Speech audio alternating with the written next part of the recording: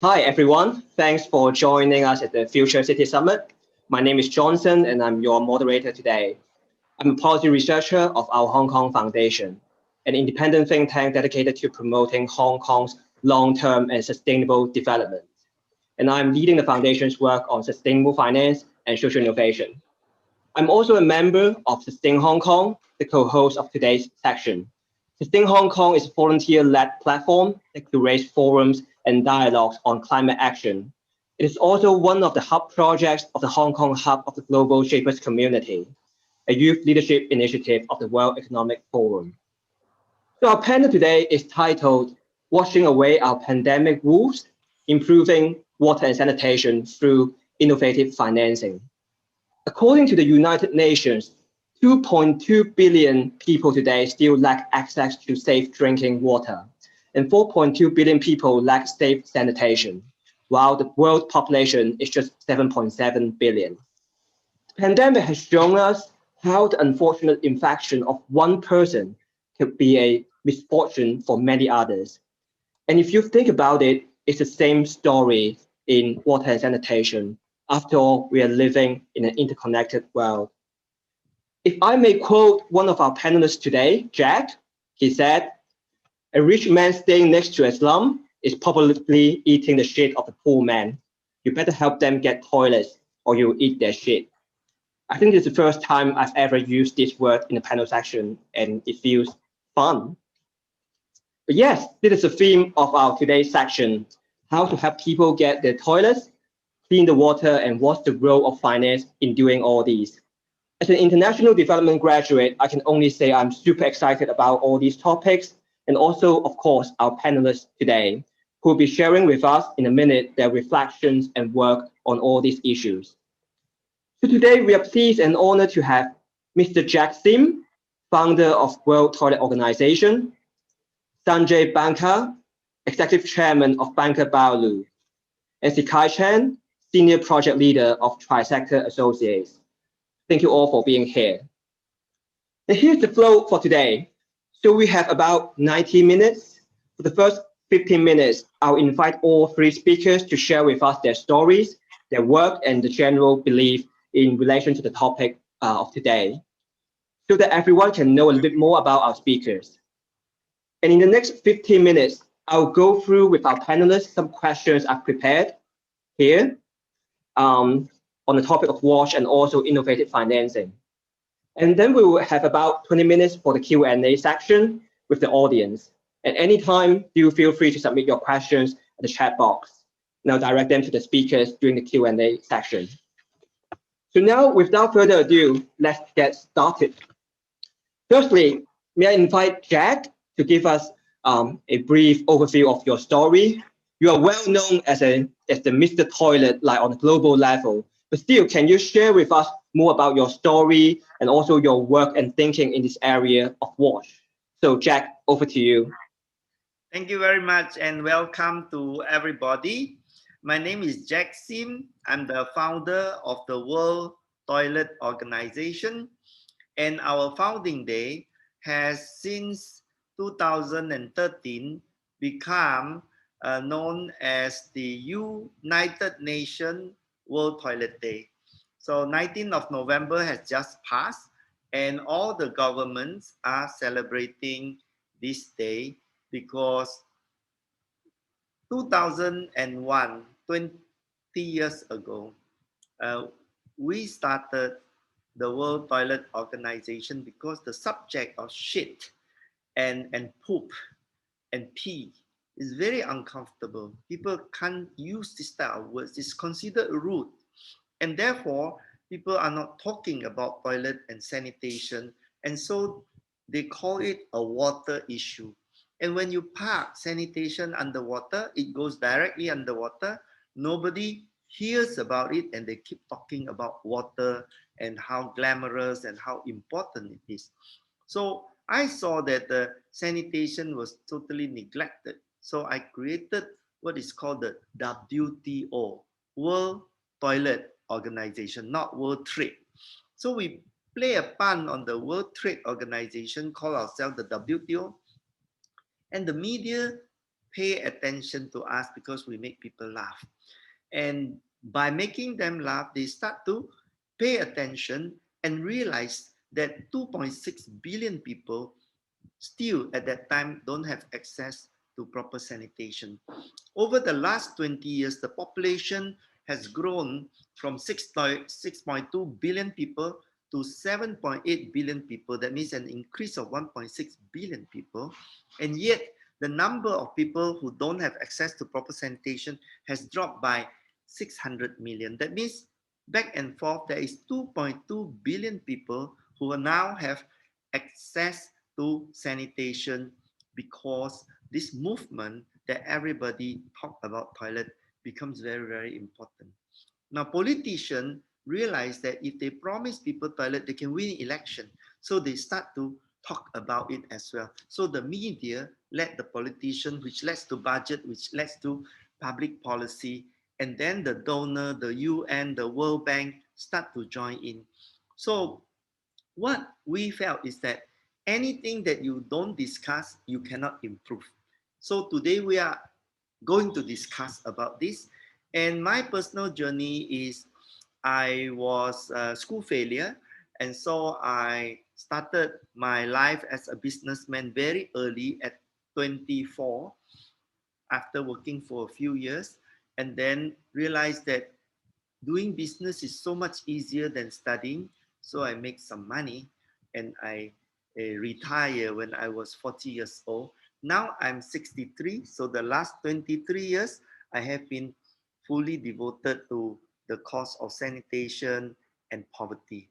So you can ask me any question afterwards, but largely I will say the first part of my life was to earn enough money for me to save and have enough money to do social work for the rest of my life. Thank you very much.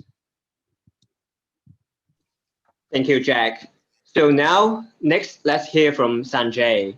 You are leading a company that is working in the front line to deliver wash infrastructure and services to all the people in India. Could you tell us more about your story and your work, and also what you think about wash issues in general? So Sanjay, please. Thank you, Johnson. Jack is always a humor, has always a humor about shit and poop. I like that. That's how we begin. So we at Baka Bioloo, we provide bio-toilets or bioloos across India. We are nearly a 10-year-old company treating fecal waste on-site using the bio-toilet. We have also raised various kinds of funds, including debt funds, equity funds, and some kinds of blended finance in this journey. We provide fecal sludge treatment plants to treat the fecal waste coming from pit latrines. We provide packaged sewage treatment plants for commercial complexes, residential buildings. And many companies would not want to enter this arena because it's not seen as sexy, zazzy, and it is difficult to attract talent. But we, over the years, have grown, and today we are $500 million, Indian rupees revenue, 1,000 members across the country, serving all areas of sanitation. Thank you, Sanjay. So now, finally, before we kickstart the panel discussion, Sikai, you also came from the background of international development, and now you are doing some exciting work on innovative financing. So can you share with us your experience and also your thoughts on these issues?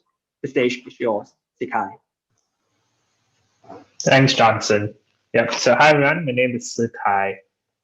My background was I studied economics. And upon graduation, I wanted to work specifically in the social sector. So I eventually joined a company called Baka Advisors, where I was primarily doing strategy consulting work for international development actors across Southeast Asia and South Asia. And roughly early last year, I joined Tri-Sector Associates. Tri-Sector Associates is a nonprofit that's based in Singapore, where what we're trying to do is to create new partnership models that utilize innovative approaches in data and finance. And how we do this is we want to adapt global best practices in the social sector. And typically this comes from Western countries.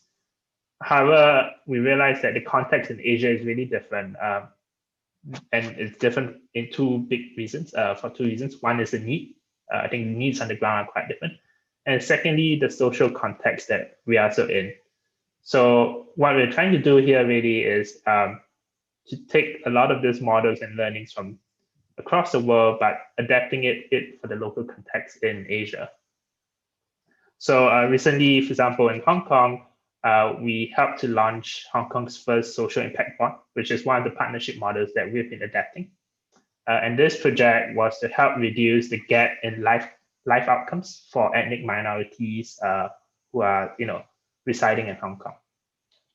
Yeah, happy to share more about different partnership models that we are also doing in Singapore and across Asia.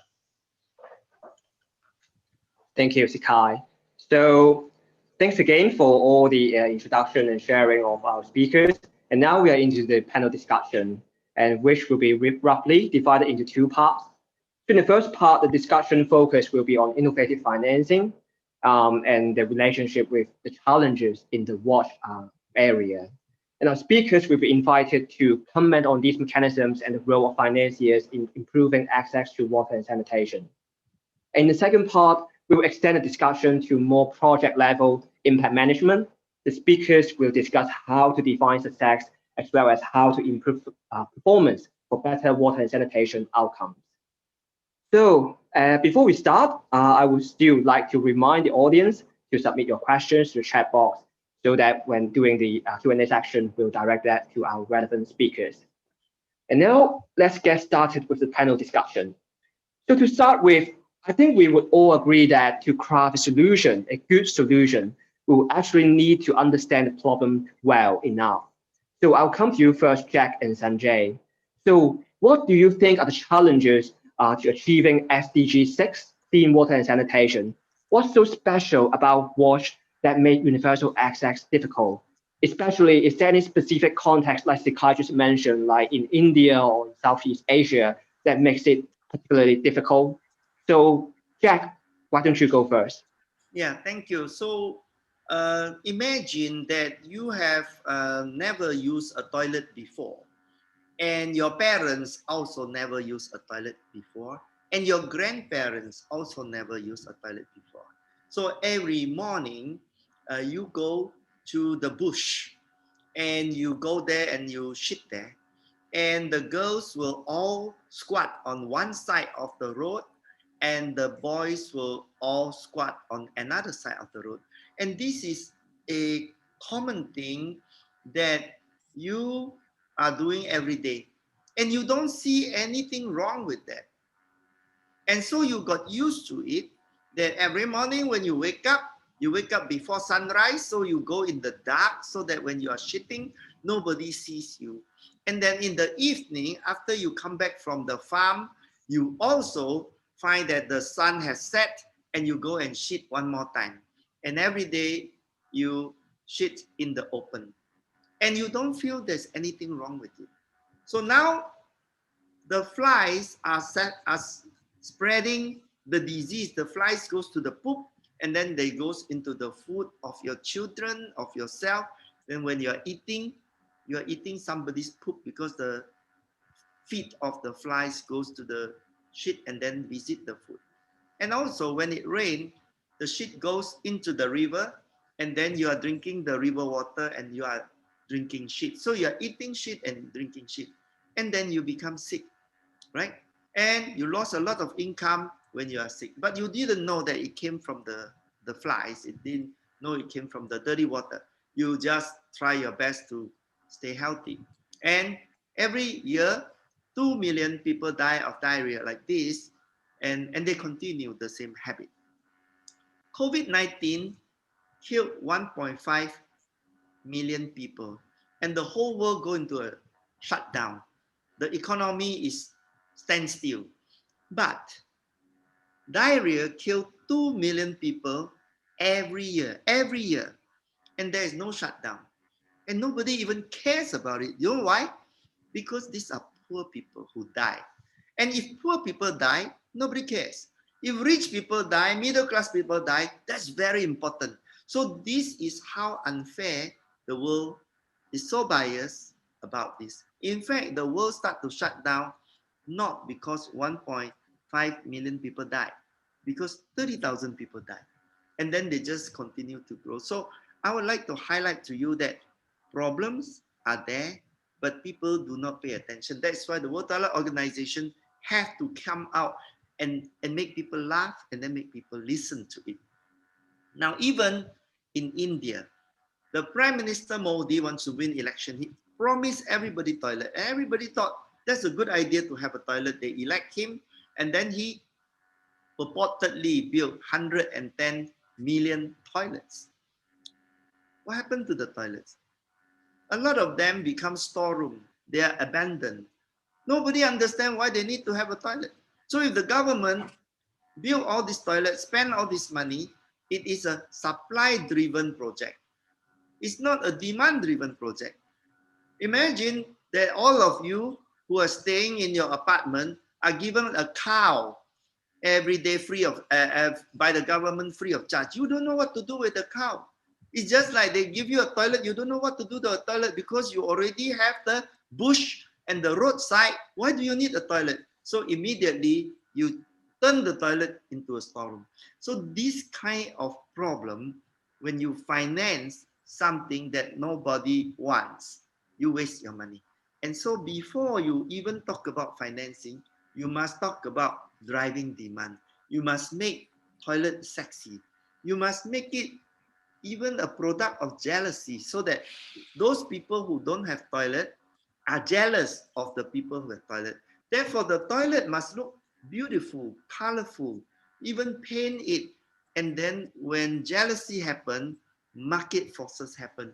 It's exactly the same as in Hong Kong. Everybody want to go and buy Louis Vuitton handbag. No reason. It's so expensive and it just don't make sense. But everybody want to buy because of jealousy. So if we can drive toilet demand by making toilet like a Louis Vuitton handbag, making it prominent, sexy, glamorous, we will be able to run program well, and then you come and fund it.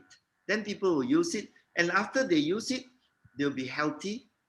They will then be more productive, earn money, and get out of poverty. Sick people cannot get out of poverty. A sick nation cannot grow their GDP.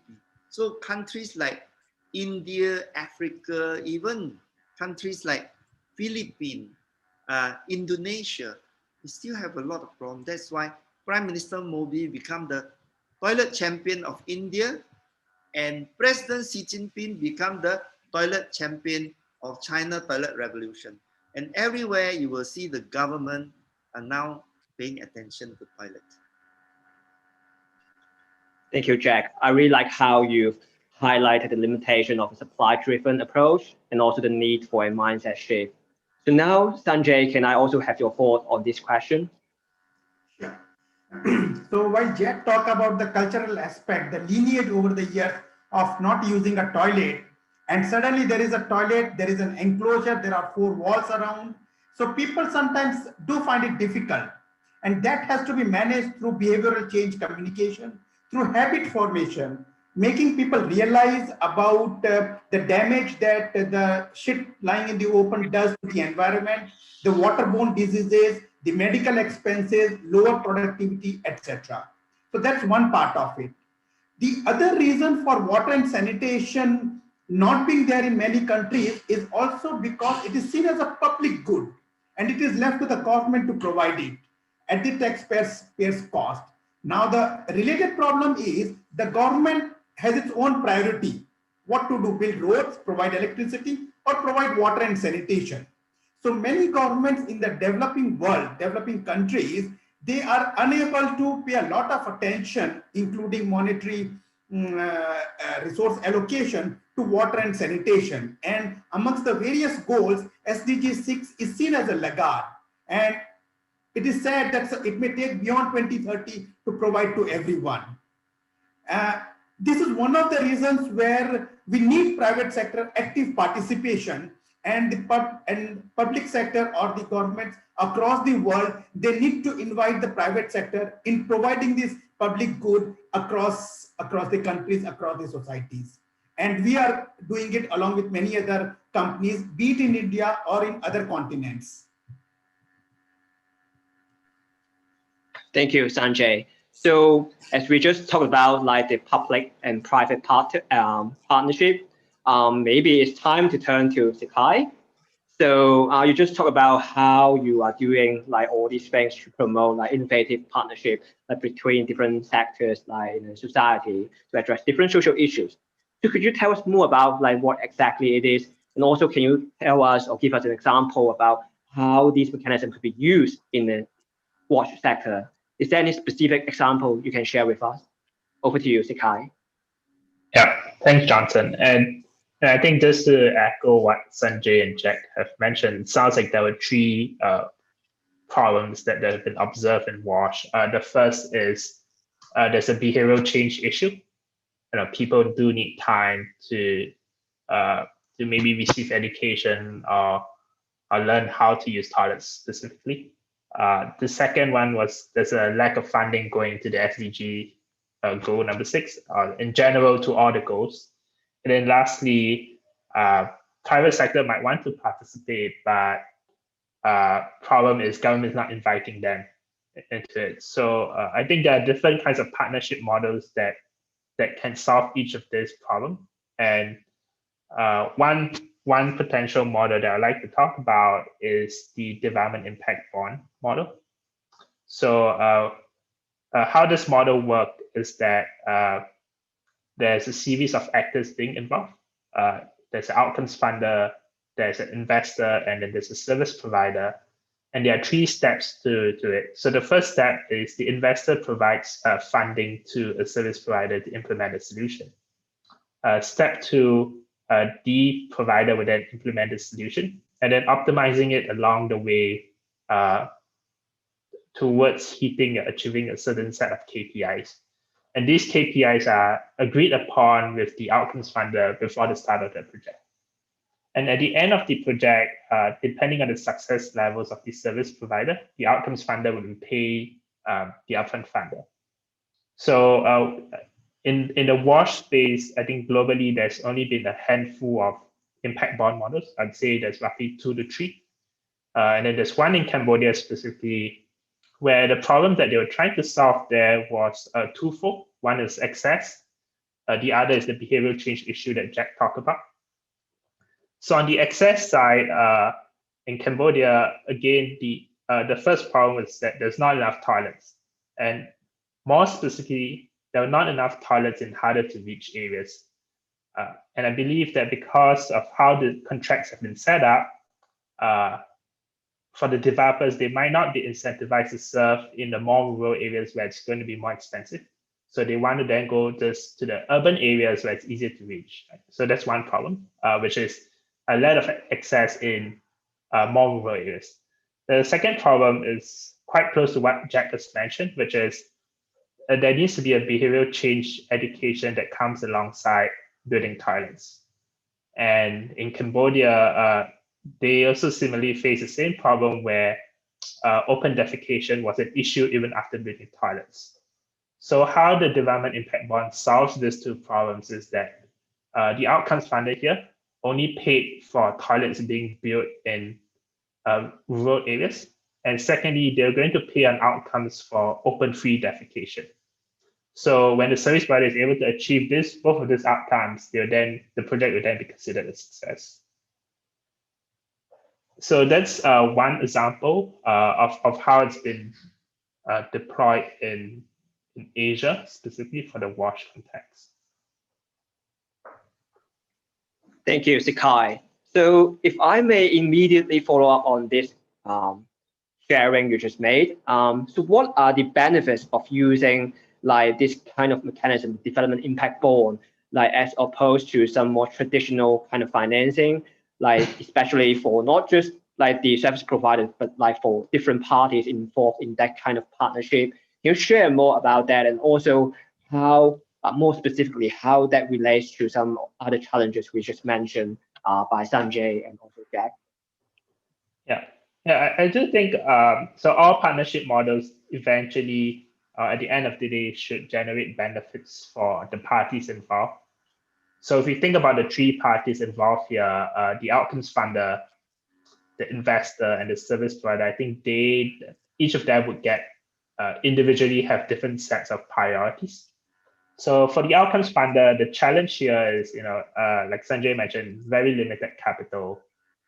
So as an outcomes funder, by participating in the impact bond, what it allows them to do is that they only need to pay for programs that work. And in the event that the program does not work, they don't have to pay for it. So this allows them to really be efficient in how they spend. While at the same time, they also do not give up the agenda setting or agenda shaping role that they play. So if they say today that they want to, the outcome here is to build X number of toilets and have to reduce open defecation, they can set that and then get different service providers to submit proposals to them based on that. So I think the benefit for them is A, they get to efficiently use their funding, a very limited funding, and B, still be able to maintain the agenda that they are really focused on in this case, which is the outcomes. On the investor side, Sanjay mentioned, government does not really invite private sector in to solve the problem. So I think in this case, how the impact bond model could solve for that is there's a very structured process in place and a mechanism to allow private sector to participate, in this case by putting in their money as upfront investments, but also secondly to provide the performance management expertise that they sometimes might have where they bring it in from the private sector. And I think this is one way for them to contribute.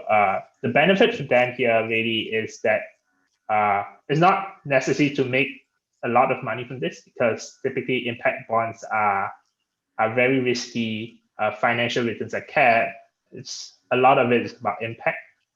But what a lot of investors in impact bonds typically do is once they get back the money, they then recycle that back into another social cause or into the same social cause. So for example, could they, after the first round, provide maybe the money that's returned as grant funding to the service provider to scale up? And then lastly, for the service provider, I think the benefit here is really about flexibility. So when they get into traditional contracts with government, they tend to be limited by what the contract say. But in a outcomes-based model, their goal is just to hit the outcomes in whatever ways that they want to hit it. So they could then be allowed to innovate and try out really different things to see what works and what doesn't. And why this is useful in the WASH context is because I think in the behavioral change space, I think there are many different solutions. Some could be around sending letters, some could be about sending messages to people, or various things. And you really do not know until you've tried them all. So I think in an outcomes-based model like a development impact bond, it allows the service provider to test out different kinds of behavioral nudges before figuring out which one is the most successful. Thanks, Sikai. So actually, our Hong Kong Foundation has been also driving the use of this mechanism, Pay for Success, in Hong Kong. But it seems obviously it also applies to many different contexts in developing countries and also in the WASH sector. And just like what Sikai mentioned, it seems like the Pay for Success DIB mechanism is also addressing like some of the challenges that Jack and Sanjay just mentioned, both in terms of the promotion of behavioral change and also the attraction of the private sector participation. So now I'll turn it back to Jack and Sanjay. So after hearing all this about the innovative financing mechanism, I would like to have your thoughts on the developments like these So what's your thinking or what's your thought on this innovative financing mechanism? Do you see yourself using these mechanism, and what would be the concerns for adopting these financing mechanism? So how about we start with Sanjay this time first? Sure, Johnson. So yes, I mean that since it is about development, we need to have innovative financing modes compared to pure commercial financing. Since to the service provider, many a time there isn't a lot of profit motive, but rather it's about the social good or the environmental good, which is in our case both social and environmental. So we have accessed financing from entities such as Water Equity, where they supported us to build fecal sludge treatment plants in a public-private partnership mode, and we will be getting money from the government over a 10-year period, along with operations and maintenance of the fecal sludge treatment plants. Likewise, the government of India, it incentivizes up to Indian rupees 12,000 for poor households to construct toilets. That's where again a private party can come in, build the toilet, and then the government pays to the private player or to the household to reimburse the service provider. So these are some of the modes through which we can provide services, and the government or the investors are also involved.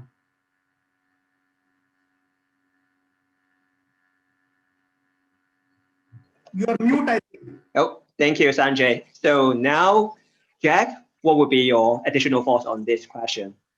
Yes. So I think somebody asked, what is if it's a public good, how do you get the payback?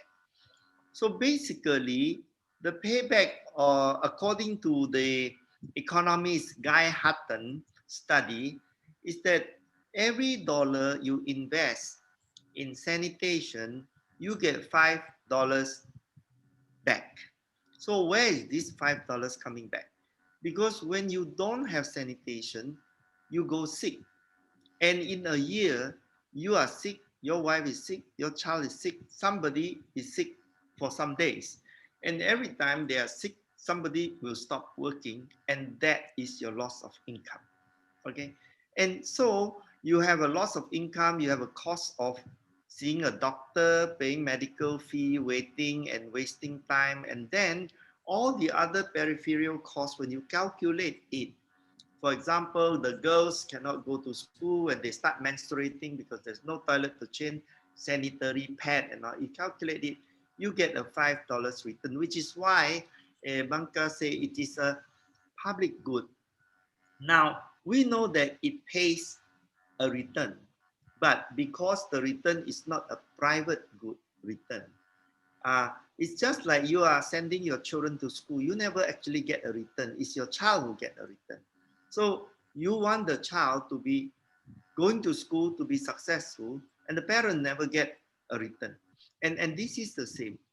And if you were to think about this kind of development bond funding, it is definitely much better than the charity model. Because right now, the charity model in investment term is called 100% loss investment. We just give the money and then don't know what happened to it. And I will tell you what happened to charity money. 40% of charity money will go to overheads of the NGO. They will tell you that their overhead is only 15%, but actually it is between 40 to 50%. And if they are big NGO, they will have a headquarters somewhere in the West, and then they will have country manager, then they will have implementer, and then after a few rounds, the dollar become 80 cents, become 60 cents, become 40 cents, become 20 cents. And the actual amount of money in donation are generally on the ground around 20 to 30 cents per dollar. So why is it so expensive? 70 to 80% are overhead, because you have to employ McKinsey consultant to write a baseline study, to do a monitoring evaluation, to do all kind of report, the 500 page that nobody read, they only read the summary. And the charity model is based on safety of the person, officer giving out the money. So in order to be safe, they have to have consultants and consultant paper and paper monitoring evaluation until the end. The productivity is actually very, very low.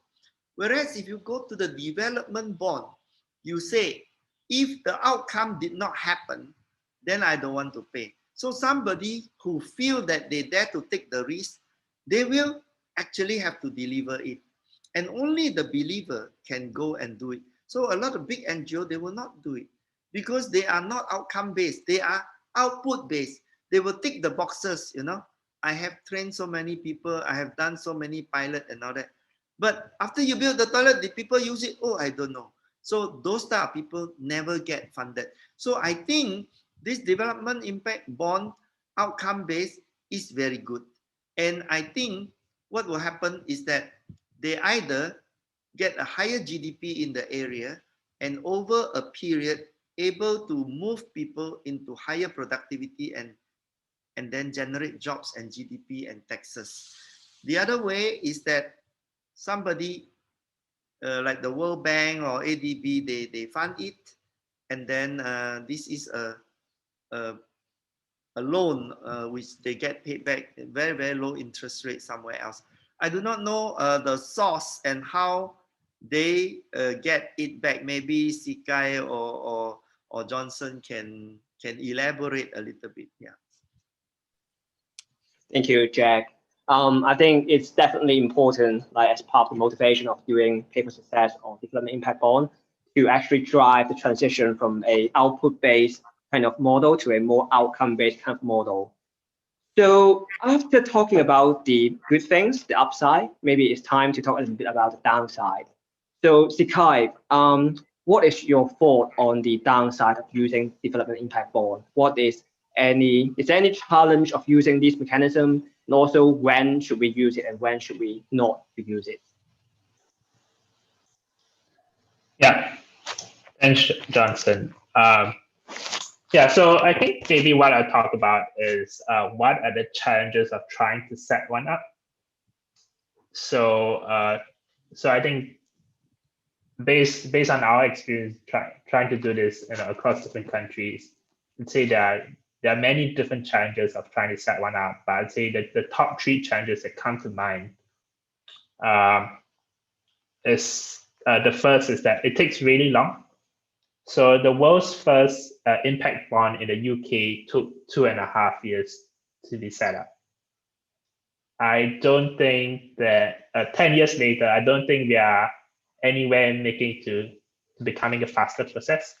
I think it still takes time. And the reason why is because there are many parties involved in this. So normally, in the normal world, when you have a partnership with someone, one-to-one, that's already, there are a lot of things to align on. In this case, in the impact bond model, there's 3 parties aligned between the service provider, the investor, and the outcomes funder. So with that in mind, it really takes a lot of time. So how do we then solve for that? So I think it's really critical that from day one of the project, you bring in all the other parties to the table and really have an open conversation and be really transparent about what each actor, who each actor is and what their priorities are, so that it's easy to align. And what you want to avoid is, having bilateral discussions, but more of having multilateral conversations at the table with everyone involved. The other challenge that's often faced in the impact bond design is figuring out what the right intervention is. So the investors, of course, want to choose the intervention that's guaranteed success. But if an intervention is indeed guaranteed success, then why go through all this trouble to do a development impact bond if you know that this model is going to be successful? Why not just fund it as a grant or as a traditional contract? So there needs to be a sweet spot of what kind of interventions we should fund. And in this case, how we often do it to figure that out is we go get clarity from the outcomes funder. So we ask the outcomes funder, what are your goals here? Is your goal here about scaling or is it about innovation? If it's about innovation, then we go find an earlier stage intervention that we know that they as an outcomes funder would not typically fund. If the goal really is about scaling, then we find a model that's proven to be pretty successful in a small scale pilot. And then we design the impact bond around scaling it to new jurisdictions or new geographies. So I'd say that's the second problem. And then the third problem is figuring out what outcomes should be selected. So there are two sub-problems here. One is how objective the outcomes are. So in some cases, the outcomes could be pretty subjective, where there's a lot of self-reporting going on. And how we want to mitigate for that is we set up a quasi-experiment to figure out, what would happen in the counterfactual world. So perhaps something like a treatment control group.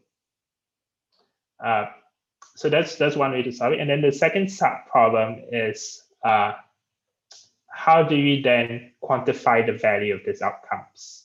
So as Jack mentioned, there's a lot of economics research being done here to figure out what the value is of some of these outcomes. So I think tapping on that and doing your own baseline studies in the specific jurisdiction can be helpful here.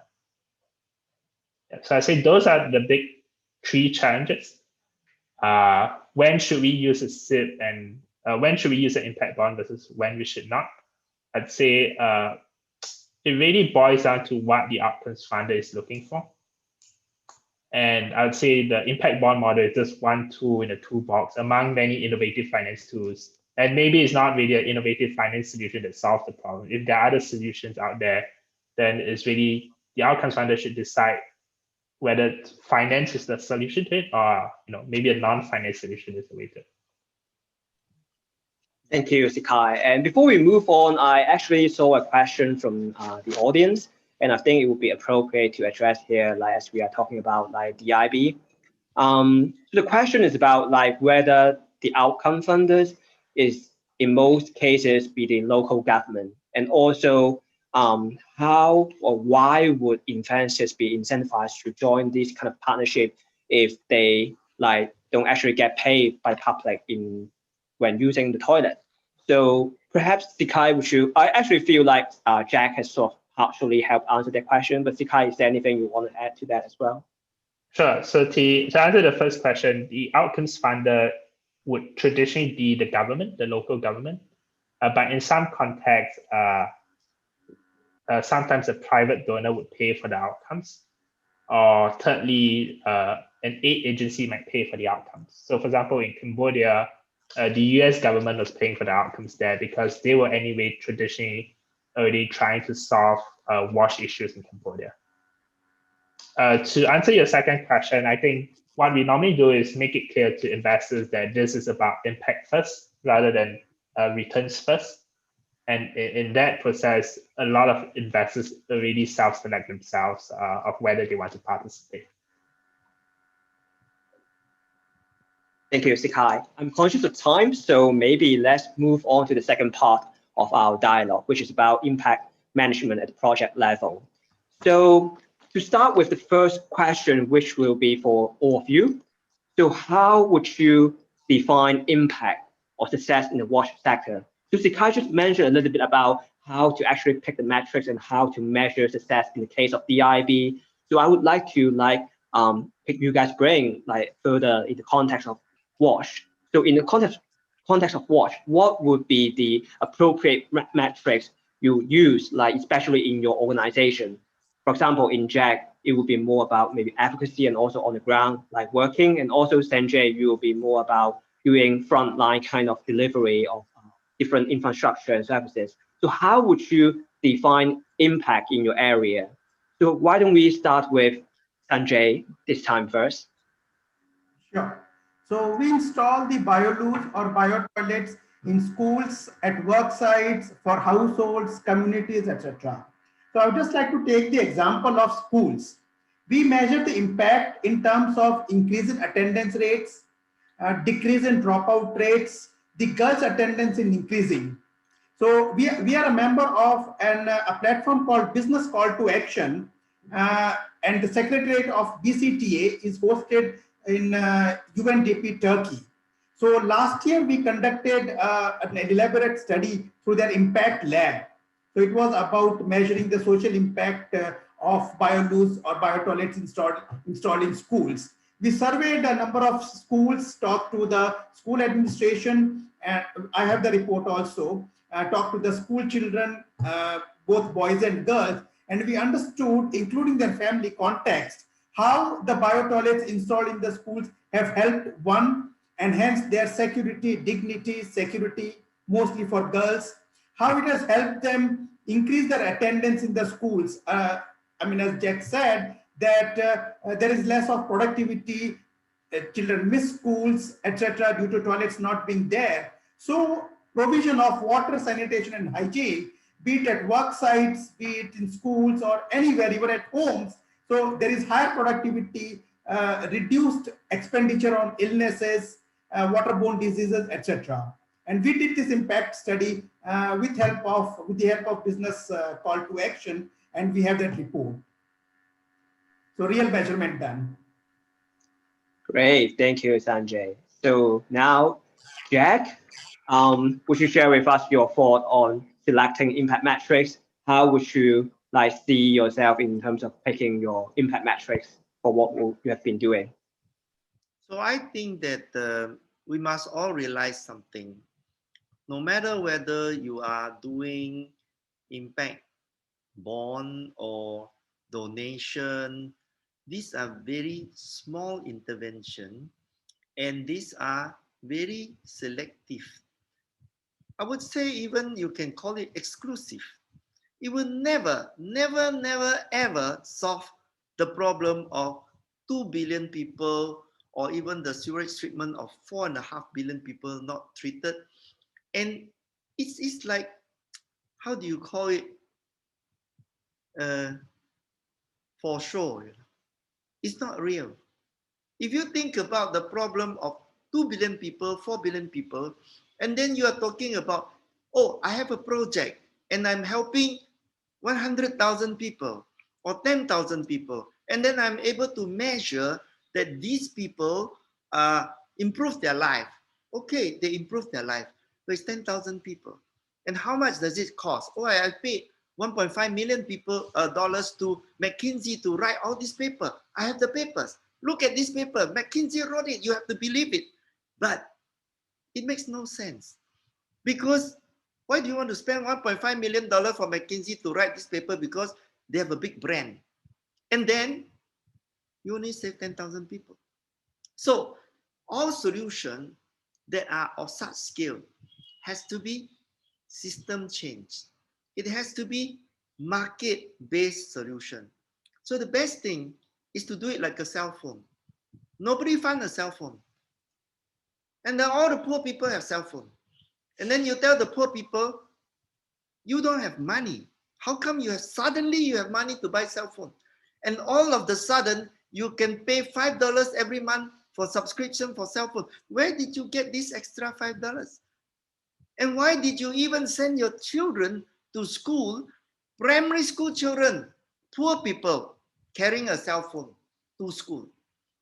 And then the parents say, you see, the problem is, if I didn't buy a cell phone for my son, the other kids will laugh at him.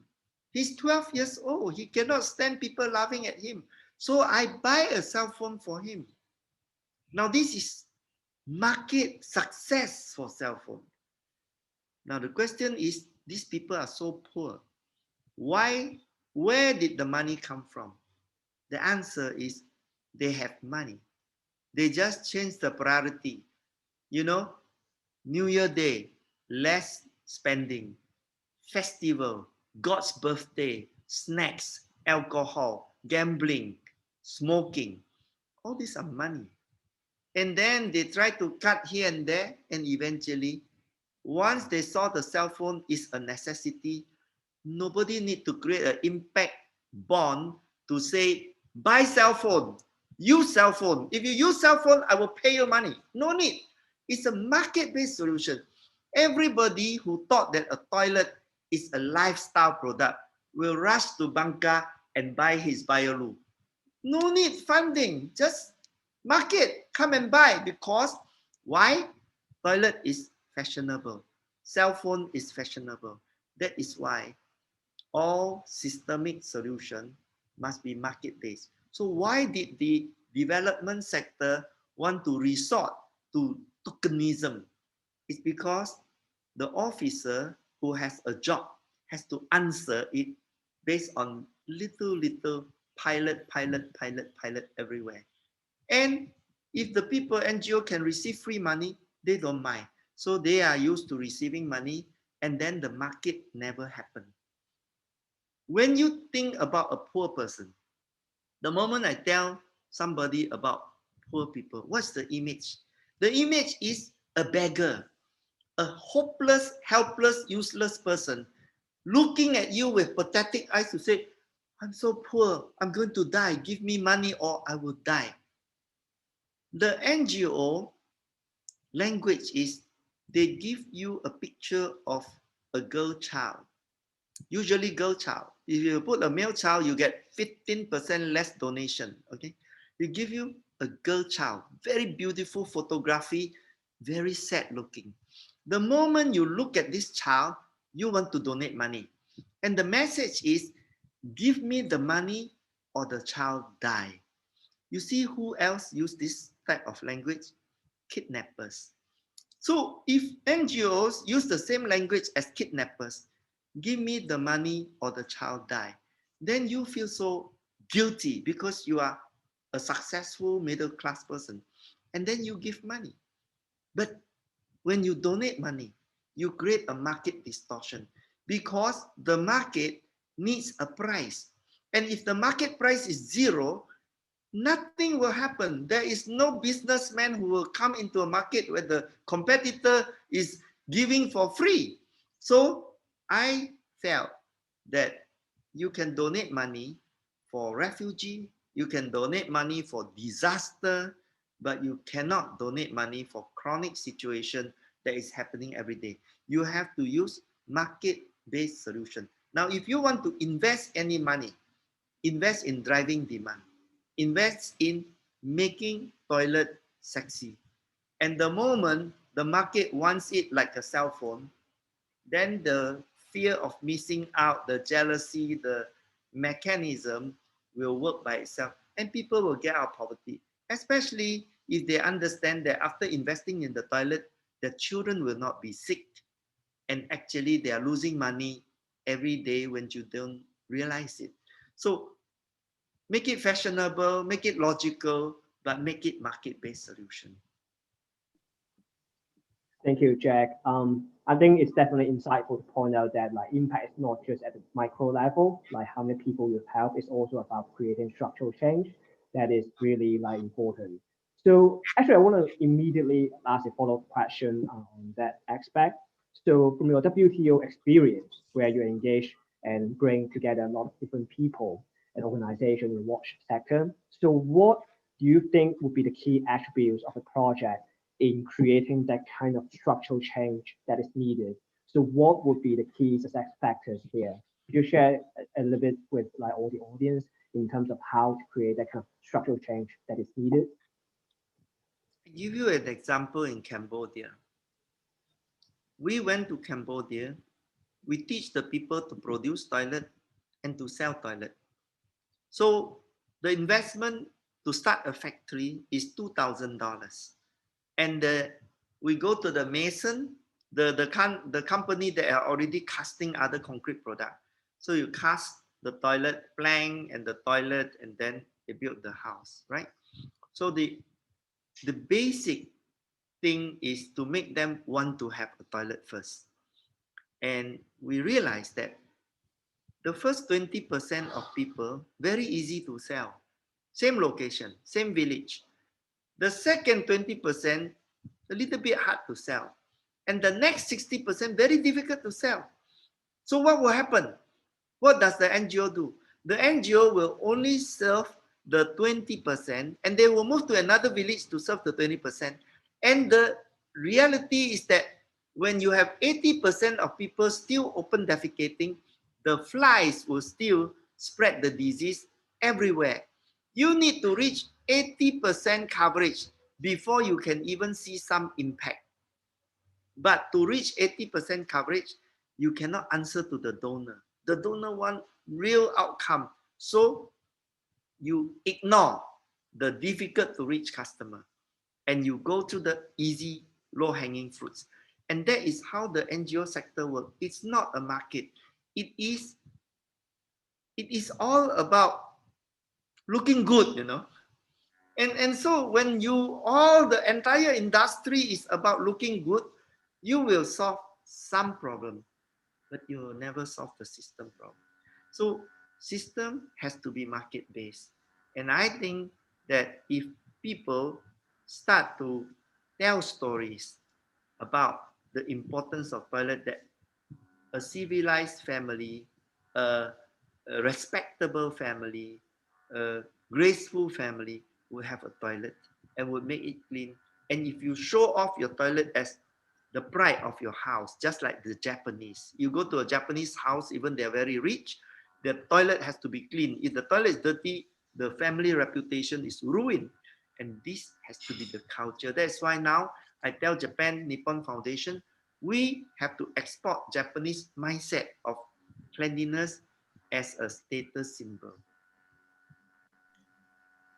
Thank you, Jack. So as we were talking about like market-based solution and also the issue of cherry picking in some occasion, I'll now want to turn to Sanjay because you're running an enterprise and you are obviously offering a private sector solution to that. So I think there's a question here, like there's a paradox that the people most in need like tend to be those that would be least able to pay for the solution you're offering, I guess. So how does Baka Biodu address this issue? How do you reach the people that are most in need, that are really at the bottom of the pyramid? How would you address that issue? Sure. So continuing on Jack's focus on market-based solutions, we are completely in favor of that. As I said, the government cannot take care of many things. So let the private sector come in. And when we talk about innovative financing here, so I would suggest to provide concessional finance, blended finance to the private sector to be able to deploy solutions at a massive scale, at a very large scale, especially in developing countries where the recipient or the beneficiary has very little resources at one's end. So now coming back to the issue of people having resources or low-income families, etc. That's where sometimes we partner with companies. They support such families or schools through their CSR programs. And as I mentioned earlier about the government of India, they're supporting the poor families through the toilet incentive. So such are the mechanisms for very, very low income or no income families. So market-based solutions will work well in the middle range of, let's say, 20 to 80%, but the bottom 20% will need support because they don't have the resources to access to water sanitation. I agree. But the 80% we can solve by the market. Sure. Cool, thank you both. So now I'll come back to Sikai. So we were just talking about how to actually manage impact at the project level, and we talked a little bit about metrics, how to pick the right metrics for specific projects. So I want to ask a bit more about the project management level, like especially in the planning stage. So in the DIB context you just discussed, what should investors look for when they're actually screening projects? And actually, what would be the key successful factors in the planning stage so as to maximize the chance of success? So what would be your advice for an investor or a project owner in the planning stage of a DIB? Sikai, please. Yeah. So as an investor, I don't think it differs much from making a traditional investment versus trying to invest in an impact fund. But I think in terms of what to look out for, I think three things in particular. One is at the project level, why are they interested in an impact fund? So if they're indeed interested in a systems change mandate, then they need to be very clear of how this service provider who is doing work at a very micro level seeks to change the system that they're operating. Perhaps sometimes it's a SIP itself that has a system change effect. So for example, getting government agencies to be more focused on outcomes rather than outputs. So that's at the project level. And then at the organizational level, when they look at the organization itself, I think one of the important things that needs to be looked at that sometimes maybe people miss out on is there a connection between the investors and the leadership of the service provider? It's because for investors, this is not just giving the service provider a grant and then walking away, and then 1 year later coming back to give them another grant. It's often a journey that both of them get on together for a couple of years. And because the investors are going to come in and say to them, I want to manage the performance better, you need to do this and do that, I think there needs to be some sort of rapport between both the leadership and the investor. And more broadly, the service provider has to be okay being scrutinized by the investor. And lastly, on the program level, I think what should be what the investor should look out for is how comfortable is the service provider in cost correcting the program. So as we know, a lot of programs that on day one look quite different from the final program. So I think what investors need to figure out is this service provider, are they able to change the program and tweak the program along the way, and how confident are they in taking this program? And it's a bit different from having a good leadership. So you might have good leadership, but be very uncomfortable trying to tweak programs. So I do think that though at the three different levels, the project level, the organizational level, and at the program level, are things that investors should look out for. Thank you, Sikai. I want to delve a little bit deeper into this, like more in the what context.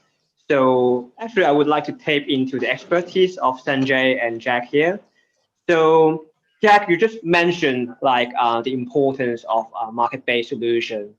And as we know, like the power of market is usually like lying in the economies of scale. So that's why we are developing a lot of standardized product for the market, and it grows very rapidly. A very well-known challenge in the watch sector is the variability of the challenge in the local context. So different places will have different challenges in terms of adopting watch solution. So what would be your advice for organizations to build customized or like build a suitable solution for the local context so that we can actually maximize the positive impact and minimize the negative harm in the local context? What would be your thoughts on this question?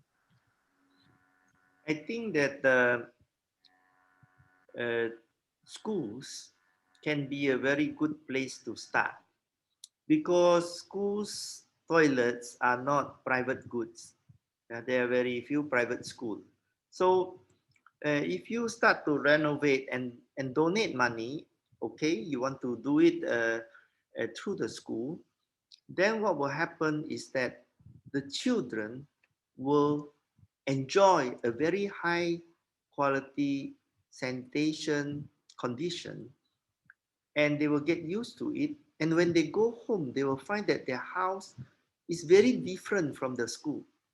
And what happened is they will start to pester their parents to say, why can't we have a clean toilet like the school has? And children are very powerful salesmen, and they will pressure their parents. And then after a while, the parents will start to build toilet because the children are pushing for it.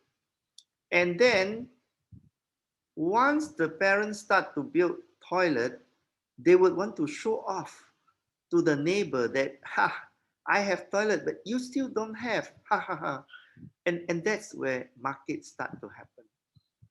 All the parents will start to piss off one another automatically. You don't have to arrange. They will do that. Then they will show off to one another. then eventually they will drive the market. So if there is any donation, the best place is to start in a school and change the habit from the children. And the other one is to get the children to clean the toilet. I know in India it's very, very difficult because only the untouchable and the low caste and the worst ostracized and discriminated people can clean toilet. And I think we also have to change that. In Japan, the students go to school and clean toilet. They clean toilet at home.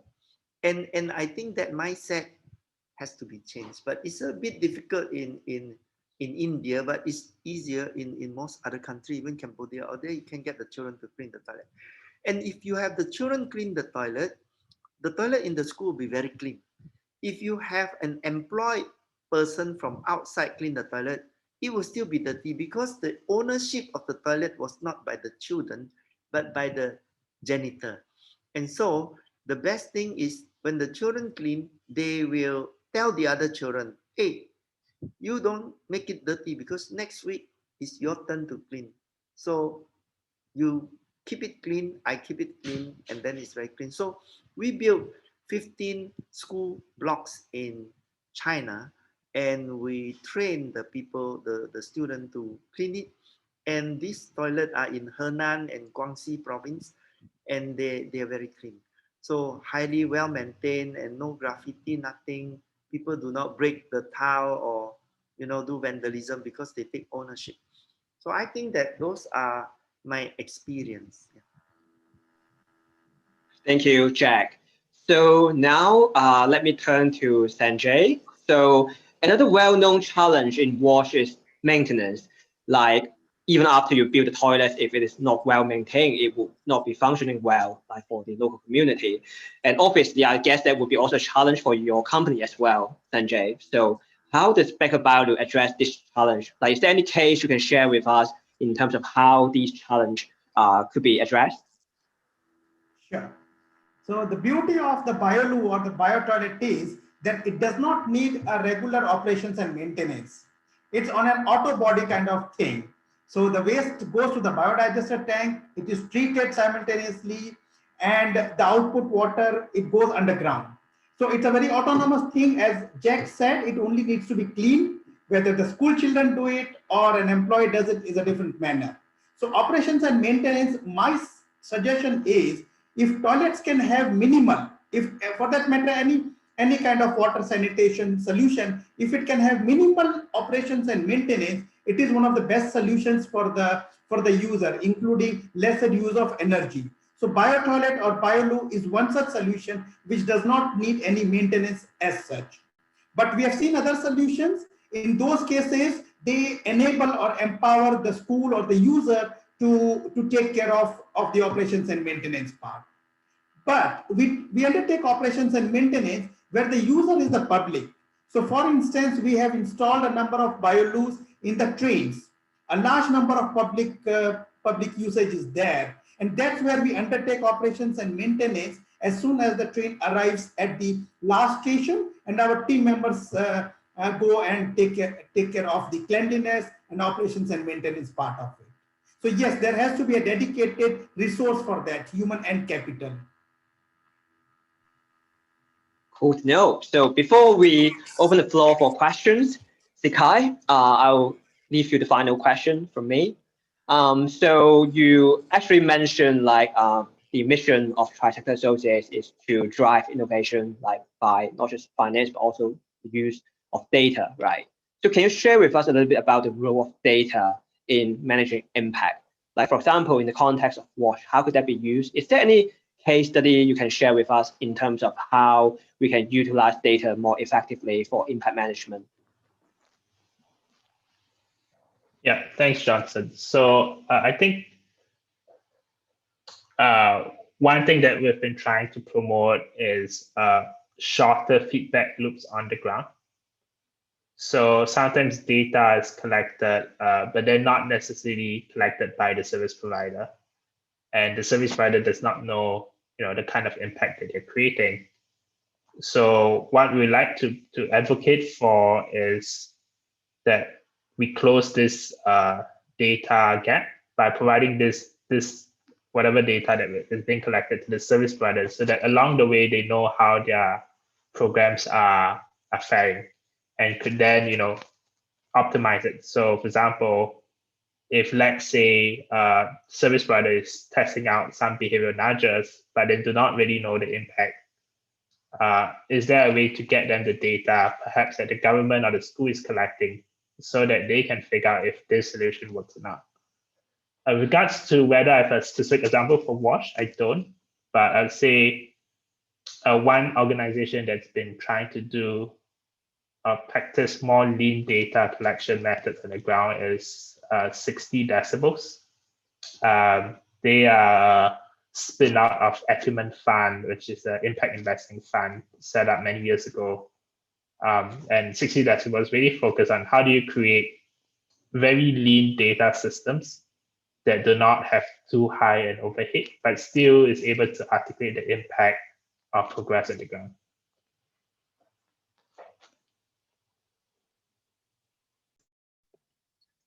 Great, thank you, Sikai. So now I'll open the floor for questions. So audience, please feel free to submit your questions in the chat box, and I'll direct them to the relevant speakers. So, okay, and now I can see like the chat box is full of text, but I can see there's a lot of conversation ongoing there. Let me spot some questions. So the first question I can see is from Vince. So the question is, do geography and climate like water quality, rainfall, and hydrology significantly relate to the lack of water and sanitation services? So I think that relates to what we just mentioned about like the local context, like in different areas that may actually affect the solution that should be offered on also like the quality of the service. So would any speaker, I assume perhaps Sanjay or Jack, would you want to take that question? I think it's very important.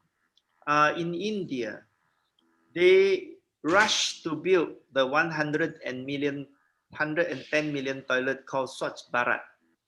So what happened is that there is a very cheap model called the twin pit sanitation model.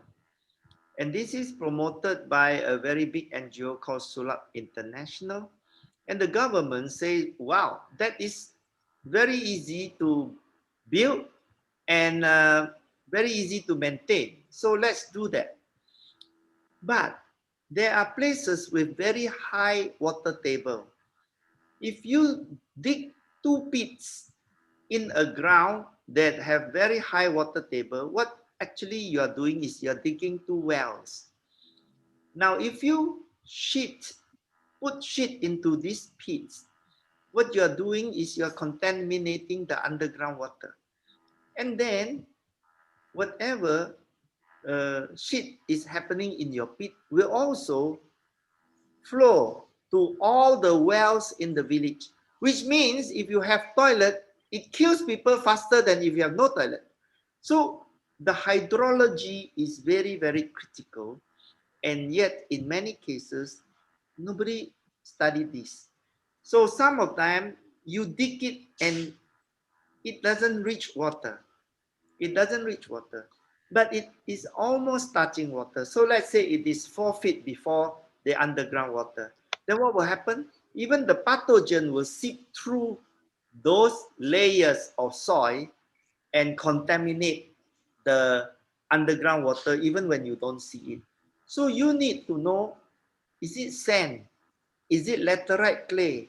Is it rocks? Is it what? So different type of soil condition will have different permeability. And then the culture is also very important. What type of toilet will people use? And a lot of time they build the toilet with no water. So the washer, the Indian people, they are not wipers, they are washer. In China, they are wipers. So you have to be careful what is the culture.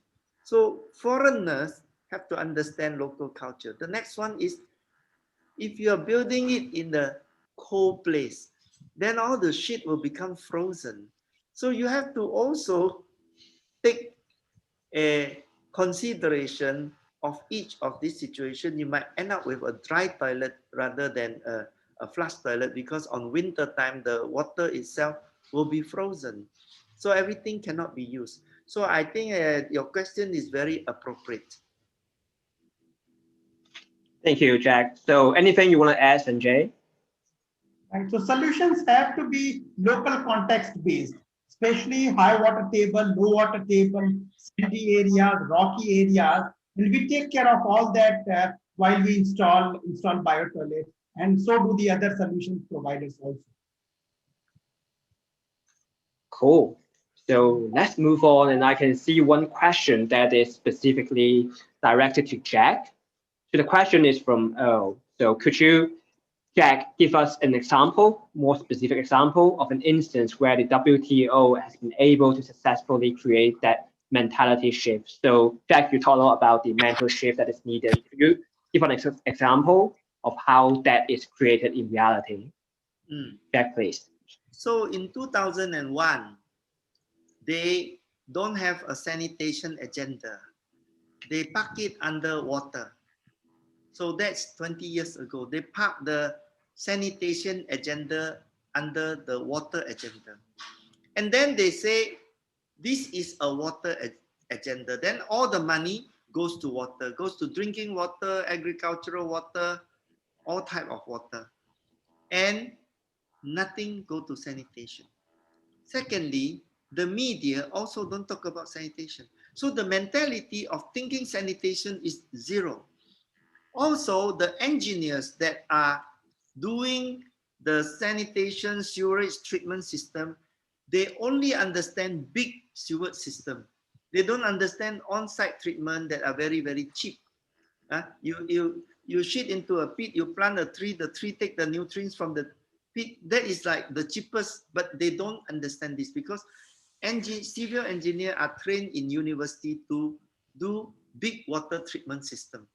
And so the opening up of mindsets from engineers, from donors, from the NGO sector, from even the media talking about it, that itself was a mentality change. And we got every year about 2 to 3 billion readership about World Toilet Day, World Toilet Organization. And if you Google these two words, the number of audience is 2 to 3 billion people a year. And from there, the politician realized, oh, if we can reach so many people, why don't I promise toilet? And then I'll be popular. Actually, the politician is not interested in toilet. The politician is interested in votes and power and popularity. So the toilet having such big media coverage after we create this movement made all these people want to have toilets and want to the politician want to promise toilet. And when the politician want to promise toilet, then the bureaucrats budget it, right? And then after that, the momentum happened. The academia start to publish, otherwise they perish. So whoever has done research suddenly became popular, and we use their publicity, research to legitimize the work. Then the donor come in, NGO coming. Then suddenly you get Matt Damon coming in, Jay-Z, Coldplay, Shah Rukh Khan, Amitabh Bachchan, Salman Khan, everybody comes in. And Akshay Kumar make movies about it. So this is the change that happens over the last 20 years. It became sexy and still not good enough, but at least 2.2 billion people got toilets, whereas they didn't talk about it before. Great, thank you, Jack. So everyone, feel free to actually unmute yourself and direct your question to our speakers directly. So I can see, Honey, you just started your camera, so perhaps you want to ask a question directly. Yeah, okay. Because I was listening to the conversation on,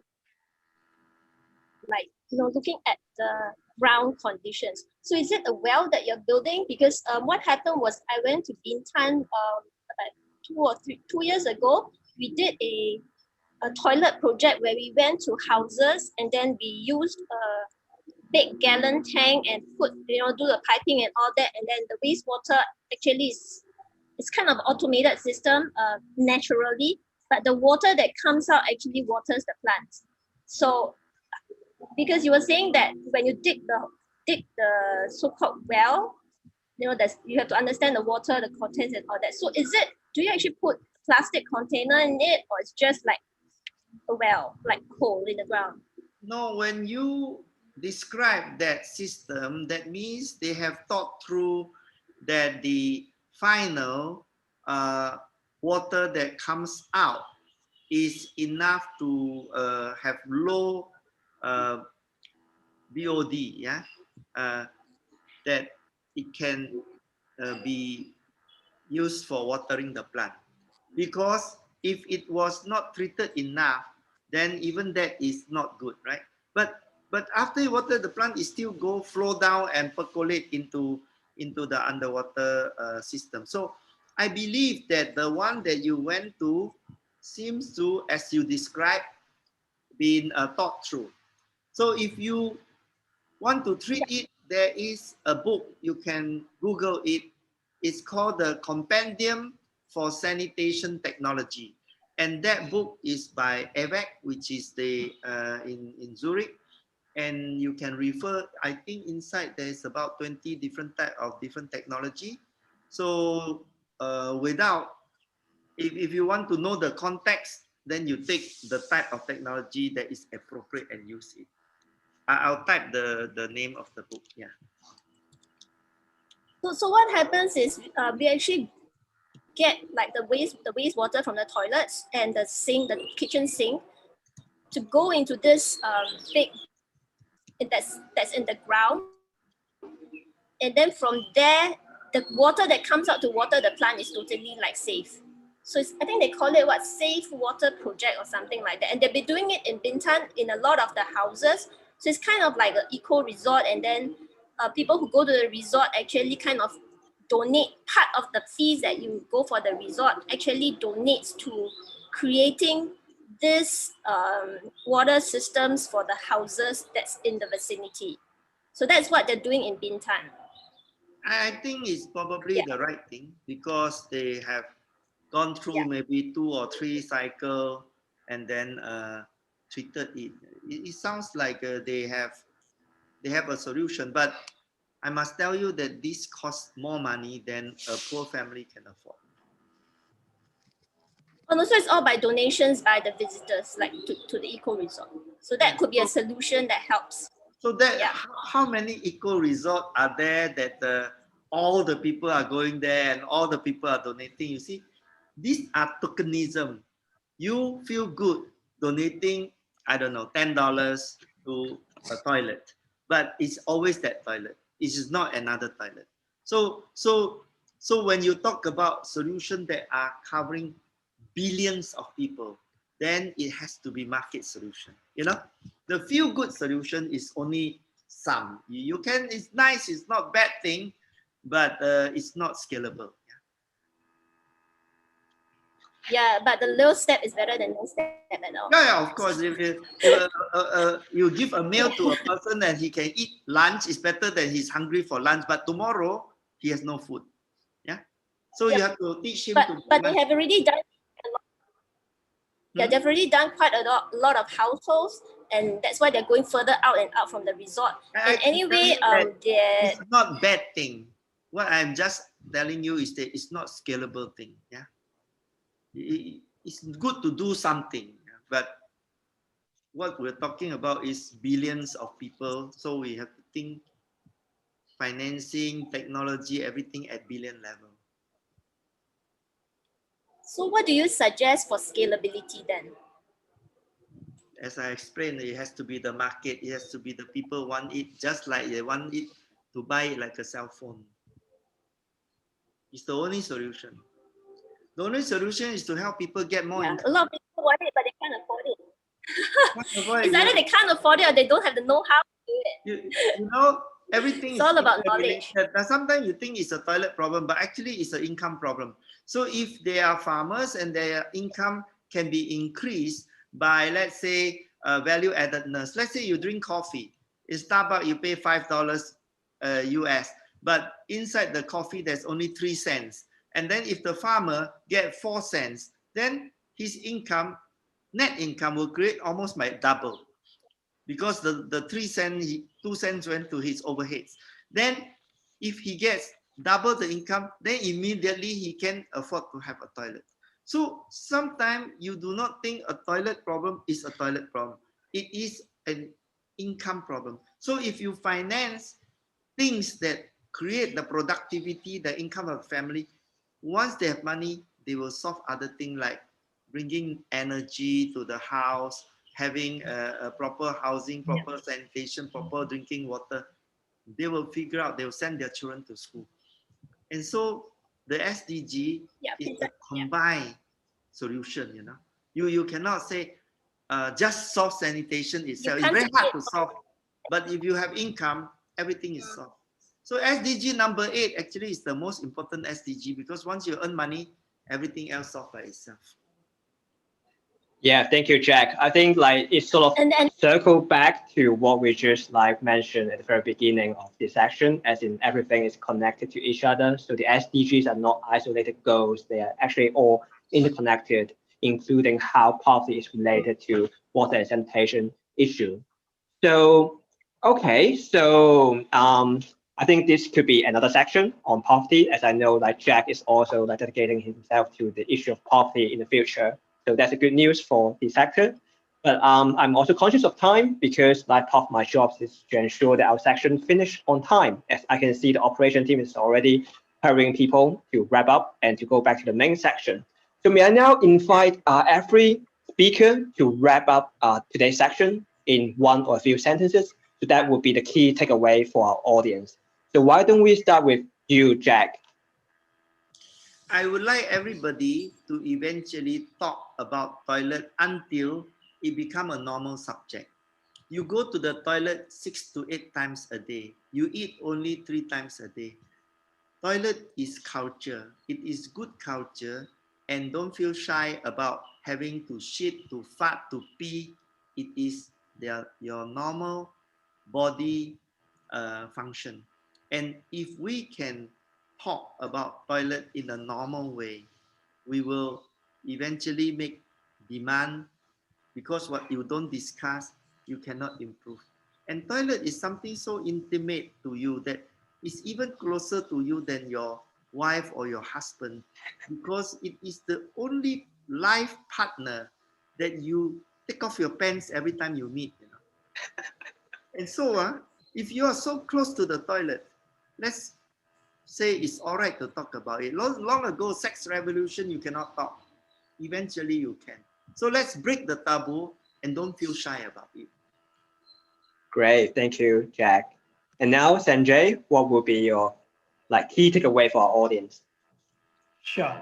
So I would say support market-based solutions through innovative financing, and you can see the private sector doing wonders in water, sanitation, and hygiene.